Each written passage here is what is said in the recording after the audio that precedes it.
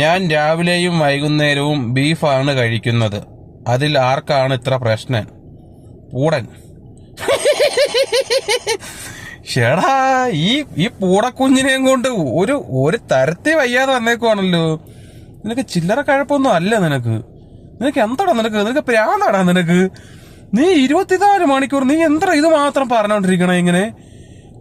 വലിച്ചു ഉള്ള കിളിയെല്ലാം പോയോടാ നിന്റെ. തുറന്നു കഴിഞ്ഞ ഇവന് പോത്ത് നീ പോത്തിനുണ്ടായതാടേ നീ.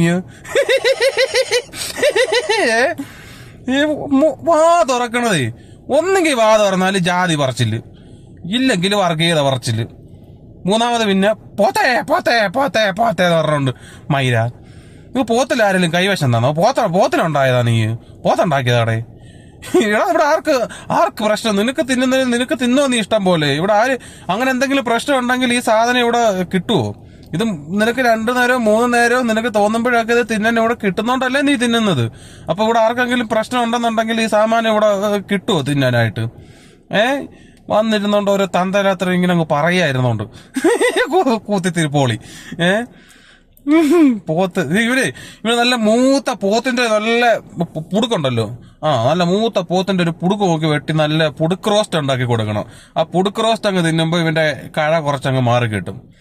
24 മണിക്കൂർ മേടം. കാലഭഗവാനുണ്ടല്ലോ, കാലൻ, പോത്തിന്റെ പുറത്ത് നടക്കുന്ന ആള്. എടാ, അയാള് പോലും പോത്തിനെ ഇത്ര സ്നേഹിച്ച് കാണത്തില്ല. അയാൾ പോലും പോത്ത് എന്നുള്ള വാക്ക് ഇത്ര പറഞ്ഞു കാണത്തില്ല. നീ ഇത് നേരം വെളുത്ത് തുടങ്ങും അങ്ങോട്ട് പോത്തെന്ന് പറഞ്ഞോണ്ട് മയിരെ. നീ വല്ലാത്ത കഴപ്പ് തന്നെ നിനക്ക് കേട്ടോ. ചില്ലറ കഴപ്പൊന്നും അല്ല നിനക്ക്.